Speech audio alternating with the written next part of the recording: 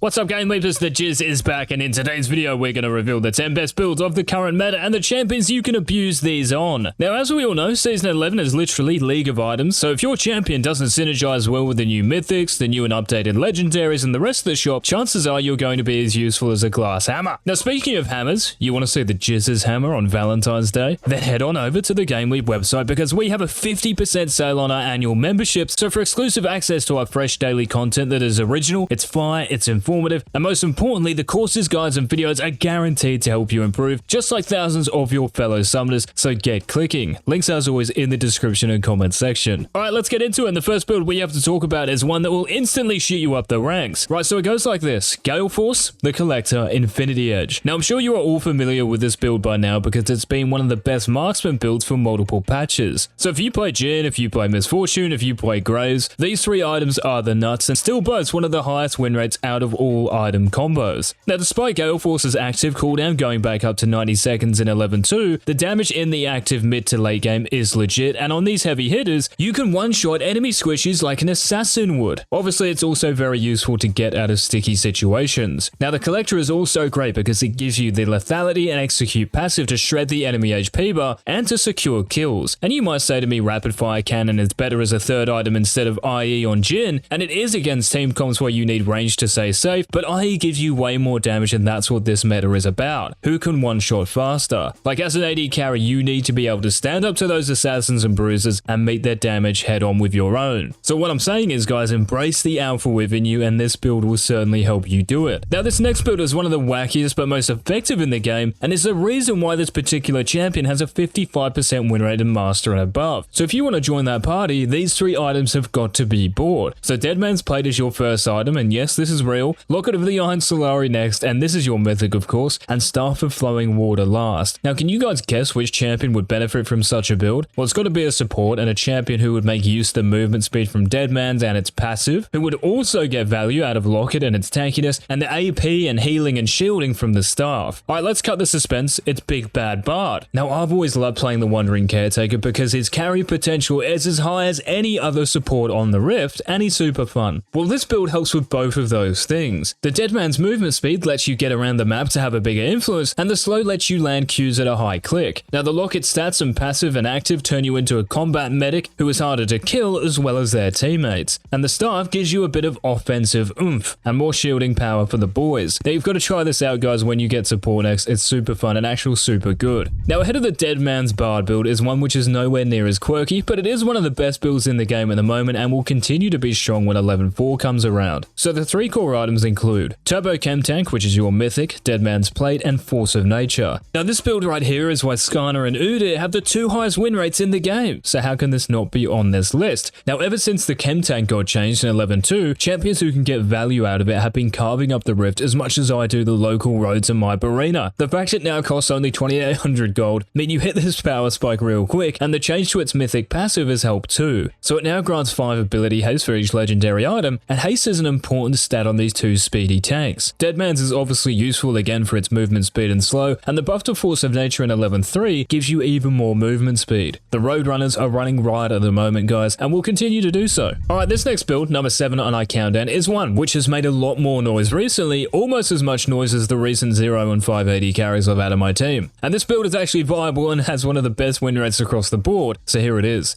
Essence Reaver into Duskblade of Draktar into Ravenous Hydra. Now, who on earth would build something like this? I'll tell you who. Ezreal. And I bet you weren't expecting that. Here's the thing, guys. This build gives you everything you want on the Explorer. Ability haste, mana, and damage. Now, the change to Essence Reaver's passive so that it restores mana based on damage dealt rather than a percentage of your mana is great, especially later in a game. Duskblade's 5% extra AD buff from a level 1 and its passive damage gives your Mystic shots more of a punch, and the invisibility comes in super clutch in teamfights. And as far as Ravenous Hydra goes, well, it now works on ranged champions, so hitting one champion champion in late game teamfights means hitting multiple champions, so you have AoE as well as single target damage. Oh, and another good thing is that by rushing Essence Reaver, you don't have to build a tier and mana Mune because you have all the mana you need from ER, meaning you don't have to hope your team isn't feeding to become relevant. You're way less reliant on scaling and can actually contest the meta ADCs of the moment like Vayne and Kai'Sa. Give it a crack, guys, it's actually nutty. Now, just ahead of the Essence Reaver Dustblade combo, we have a build I mentioned in yesterday's video, which is Giga OP on one champion in particular, so if you want wins right now and in the foreseeable future, this is it. Blade of the Rune King, Kraken's Sire, and Steric's Gauge. Now, for one of the most popular champions on League, when you get to these three items, you have more than an 80% chance of winning that game. So if you want Ws, build these items on Viego. This build is crazy broken because the on-hit and passives from these items are super easy to proc because of your Q's passive. So when you attack a target that has been hit by your Q, you strike twice, and both these attacks count as a stack. So if you can gap close your way to an enemy champion and pull out a simple auto Q auto combo, well, with Kraken's Sire, you proc its true damage,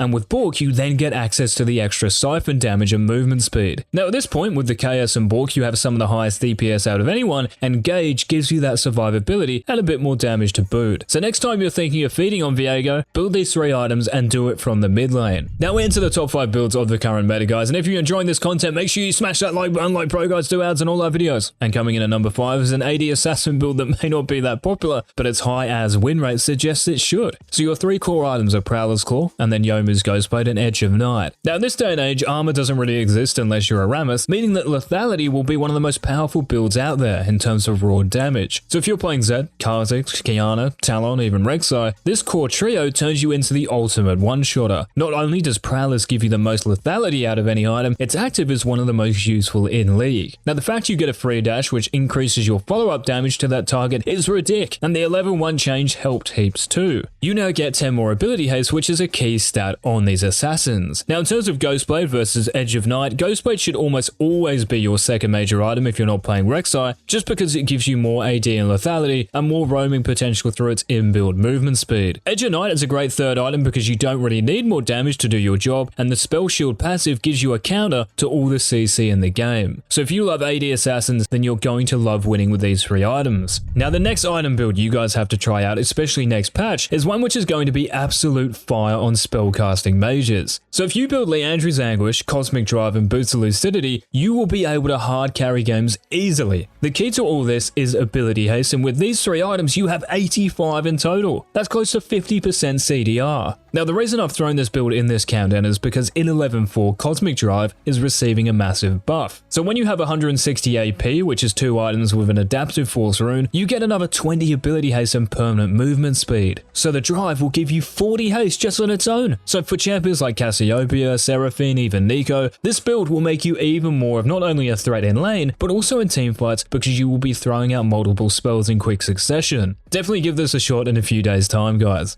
Alright, we're now into the top 3 builds for the current meta, and before we send it, one last friendly reminder to check out the GameLeap website if you want to get to Challenger. If you want to keep toiling away, winning, and then losing and blaming it on Blitz GG, no worries. But if you want to buck that trend and start seeing victory on the reg, do yourself a favor and get signed up. Links down below. Okay, starting off the top 3 is another mage build that is going to be just as bonkers next patch as it is right now. So if you're playing a magic dealer with a lot of bursts like Lux, Vel'Koz, Ahri, I've got 2 items just for you. Luden's Tempest and Horizon Focus. You see, these 2 items, guys, pretty much mean that if you land any CC, whether that be a Lux Binding, an Ahri Charm, a Vel'Koz knockup, that enemy champion is dead. So the damage and magic penetration you get from Luden's is important, but what really makes one-shotting all the more possible is the recent buff to Horizon Focus. So in 11.3, its AP increased to 115, and it may seem minimal, but with the magic penetration stat and passive from Luden's, you rip through the enemy team like a knife through butter. Now remember that when you do immobilize an enemy champion, as I was just saying, your subsequent damage to that target is increased by 10%. So Horizon Focus is really like a mini Death by Grasp. And on Ahri in particular, this used to be one of the scariest combinations in all of League. So if you want to be scary again, build LT and HF. Now guys, I've already given you a Kraken Slayer build, but I'm going to give you another couple of options at our number 2 spot because I'm just that generous. Cheers. Now you see, one champion in particular has become super popular recently, and another champion that is one of the best in the game, while both of these powerhouses build the same 2 items. So if you splash the cash on a Kraken Slayer and Ginsu's Rage Blade on Senna and on Vayne, you are the best AD carries on the Rift at the moment. Both of you can easily proc the on-hit from both items, and next patch, this is going to be even more OP,